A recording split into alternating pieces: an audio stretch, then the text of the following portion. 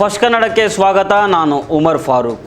Cinema ತಾರೆಯಿಂದ ರಾಜಕಾರಣಿಯಾಗಿ ಬದಲಾಗಿರುವ ಸಿ ಜೋಸೆಫ್ ವಿಜಯ್ ಅವರು ಇದೀಗ ತಮಿಳುನಾಡಿನಲ್ಲಿ ಇತಿಹಾಸ ಸೃಷ್ಟಿ ಮಾಡುವ ಹೊಸ್ತಿಲಲ್ಲಿದ್ದಾರೆ.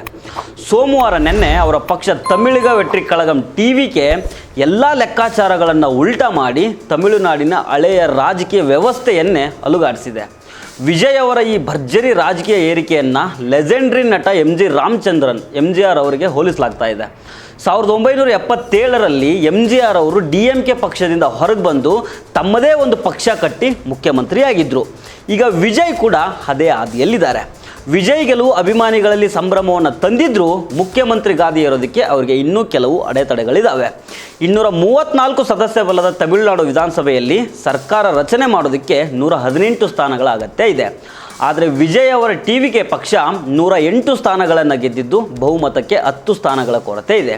ಹೀಗಾಗಿ ಮುಂಬರುವ ದಿನಗಳಲ್ಲಿ ವಿಜಯ್ ಕೇವಲ ಜನರನ್ನು ಸೆಳೆಯುವ ನಾಯಕನಾಗಿರದೆ ಸಣ್ಣ ಪಕ್ಷಗಳು ಮತ್ತು ಸ್ವತಂತ್ರ ಶಾಸಕರ ಜೊತೆ ಮಾತುಕತೆ ನಡೆಸಿ ಮೈತ್ರಿ ಕಟ್ಟುವ ನಾಯಕನಾಗಬೇಕಾಗಿದೆ. ಇದರ ನಡುವೆಯೂ ಅವರ ಈ ಸಾಧನೆ ನಿಜಕ್ಕೂ ಐತಿಹಾಸಿಕ. ಯಾಕಂದರೆ ಕಳೆದ ಹಲವು ದಶಕಗಳಿಂದ ತಮಿಳುನಾಡಿನ ಜನರು DMK ಮತ್ತು ADMK ಎಂಬ ಎರಡೇ ಪಕ್ಷಗಳನ್ನು ಮಾತ್ರ ಆಯ್ಕೆ ಮಾಡ್ತಾ ಬರ್ತಾ ಇದ್ರು. ಈಗ ಆ ಸಂಪ್ರದಾಯಕ್ಕೆ ಬ್ರೇಕ್ ಬಿದ್ದಿದೆ.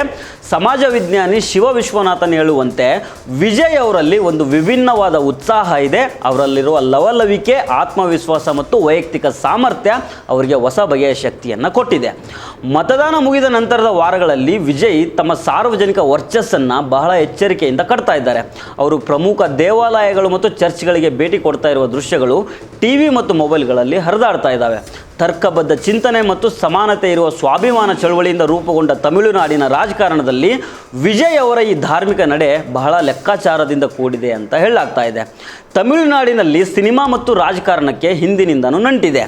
MGR ಅವರಿಂದ ಹಿಡಿದು ಜಯಲಲಿತಾ ತನಕ ಸಿನಿಮಾ ತಾರೆಯರು ರಾಜಕೀಯ ಪ್ರವೇಶಿಸಿ ರಾಜ್ಯವನ್ನು ಮುನ್ನಡೆಸಿದ್ದಾರೆ. ಇದೀಗ ವಿಜಯ್ ಕೂಡ ಅದೇ ಪರಂಪರೆಗೆ ಕಾಲಿಟ್ಟಿದ್ದರೂ ಸಮಯ ಮಾತ್ರ ವಿಭಿನ್ನವಾಗಿದೆ. ವಿಶ್ಲೇಷಕರ ಪ್ರಕಾರ DMK ಮತ್ತು ADMK ಪಕ್ಷಗಳ ಬಗ್ಗೆ ಜನರಲ್ಲಿ ನಿರಾಸಕ್ತಿ ಮೂಡ್ತಾ ಇರುವ ಈ ಸಮಯದಲ್ಲಿ ವಿಜಯ್ ಎಂಟ್ರಿ ಕೊಟ್ಟಿದ್ದಾರೆ. ಇದು ಅವರ ಸ್ಟಾರ್ಡಮ್ಮು ರಾಜಕೀಯ ಶಕ್ತಿಯಾಗಿ ಬದಲಾಗೋದಕ್ಕೆ ವೇದಿಕೆ ಒದಗಿಸಿದೆ. ವಿಶ್ಲೇಷಕರ ಪ್ರಕಾರ DMK ಮತ್ತು ADMK ಪಕ್ಷಗಳ ಬಗ್ಗೆ ಜನರಲ್ಲಿ ನಿರಾಸಕ್ತಿ ಮೂಡ್ತಾ ಇರುವ ಈ ಸಮಯದಲ್ಲಿ ವಿಜಯ್ ಎಂಟ್ರಿ ಕೊಟ್ಟಿದ್ದಾರೆ.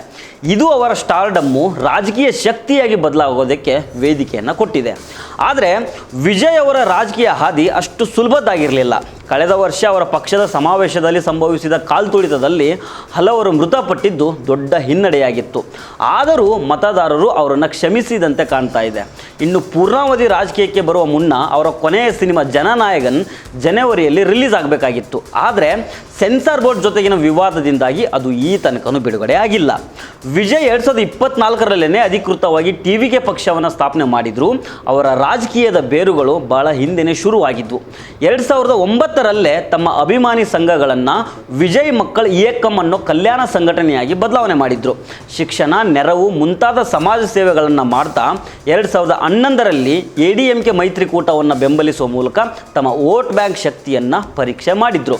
ಕಳೆದ 1 ದಶಕದಿಂದ ತಮ್ಮ ಸಿನಿಮಾಗಳ ವೇದಿಕೆಯಲ್ಲಿ ಯುವ ಜನರ ಸಮಸ್ಯೆಗಳು, ನಿರುದ್ಯೋಗ, ಭ್ರಷ್ಟಾಚಾರದ ಬಗ್ಗೆ ಧ್ವನಿ ಎತ್ತಾ ಇದ್ರು. 2019ರಲ್ಲಿ ಕೇಂದ್ರ ಸರ್ಕಾರದ ವಿವಾದಾತ್ಮಕ ಕಾಯ್ದೆಗಳಾದ CAA, NRC ಅಂತಹ ಕಾಯ್ದೆಯನ್ನು ಕೂಡ ಟೀಕೆ ಮಾಡಿದ್ರು. ಸುಮಾರು 70 ಸಿನಿಮಾಗಳ ನಂತರ ನಟನೆಯಿಂದ ಹಿಂದೆ ಸರಿದಾಗ ಇದು ಕೇವಲ ಸ್ಟಾರ್ಗಿರಿಯ ಮುಂದುವರಿಕೆಯಲ್ಲ, ಬದಲಾಗಿ ರಾಜಕೀಯ ಬಂಡವಾಳದ ಸ್ಪಷ್ಟ ಹೆಜ್ಜೆ ಅನ್ನೋದು ಸಾಬೀತಾಗಿತ್ತು. ಇವತ್ತು ವಿಜಯ್ ಬೆನ್ನಿಗೆ ನಿಂತಿರೋದು ಯುವಕರು ಮತ್ತು ಮಹಿಳೆಯರು.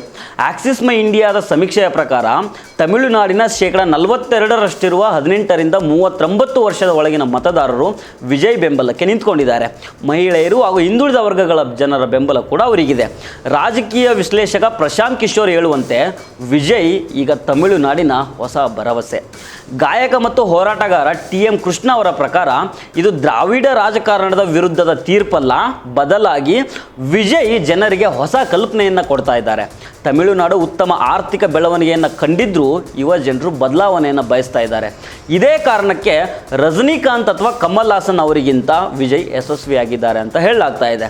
ವಿಜಯ್ ಅವರು ಆಡಳಿತಾರೂಢ BJPಯನ್ನು ತಮ್ಮ ಸೈದ್ಧಾಂತಿಕ ವಿರೋಧಿ ಅಂದು ಹಾಗೂ DMKಯನ್ನು ರಾಜಕೀಯ ವಿರೋಧಿ ಅಂತ ಘೋಷಣೆ ಮಾಡಿಕೊಂಡಿದ್ರು. ಆದರೆ ವಿಮರ್ಶಕರು ಬೇರೆದೇ ಕತೆ ಹೇಳ್ತಾ ಇದ್ದಾರೆ. ವಿಶ್ಲೇಷಕ ನೀಲಕಂಠನ್ ಅವರ ಪ್ರಕಾರ ಟಿವಿಕೆ ಪಕ್ಷದಲ್ಲಿ ಸ್ಪಷ್ಟ ನೀತಿಗಳ ಕೊರತೆ ಇದೆ. ಅವರ ದೇವಾಲಯಗಳ ಭೇಟಿ ಕೇವಲ ನಿರ್ದಿಷ್ಟ ವರ್ಗವನ್ನು ಓಲೈಸುವ ತಂತ್ರವಾಗಿದೆ. ಇದು ಆಡಳಿತಾತ್ಮಕ ಆಳಕ್ಕಿಂತ ಕೇವಲ ಇಮೇಜ್ ಮೇಲೆ ನಿಂತಿರುವ ರಾಜಕಾರಣ ಅಂತ ಹೇಳ್ತಾ ಇದ್ದಾರೆ. ಏನೇ ವಿಮರ್ಶೆಗಳಿದ್ದರೂ ತಮಿಳುನಾಡಿನ ಯುವ ಮತದಾರರು ಬದಲಾವಣೆಗೆ ಹಾತೊರಿತಾ ಇದ್ದಾರೆ. ಪ್ರಚಾರದ ವೇಳೆ ಸ್ವತಃ ವಿಜಯ್ ಈ ಚುನಾವಣೆ ಬದಲಾವಣೆಯ ಸಂಕೇತ ಅಂತ ಹೇಳಿದರು. ಜನರು ಪ್ರಮುಖ 2 ಪಕ್ಷಗಳಿಂದ ಬೇಸತ್ತಿದ್ದು ನಮ್ಮ ಪಕ್ಷವನ್ನು ಬದಲಾವಣೆಯ ರೂಪದಲ್ಲಿ ನೋಡ್ತಾ ಇದ್ದಾರೆ ಅಂತ ಟಿವಿಕೆ ವಕ್ತಾರ ಫೆಲಿಕ್ಸ್ ಜೆರಾಲ್ಡ್ ಹೇಳಿದರು.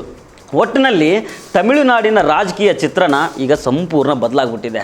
ದಳಪತಿ ವಿಜಯ್ ಈಗ ಕೇವಲ ನಟನಲ್ಲ, ಬದಲಾವಣೆಯ ಹೊಸ ನಾಯಕನಾಗಿದ್ದಾನೆ. ಸೊ ಫ್ರೆಂಡ್ಸ್, ಇದು ಇವತ್ತಿನ ಸ್ಪೆಷಲ್ ಸ್ಟೋರಿ. ಮತ್ತೆ ಭೇಟಿ ಆಗ್ತಿರೋಣ. ನಮಸ್ಕಾರ.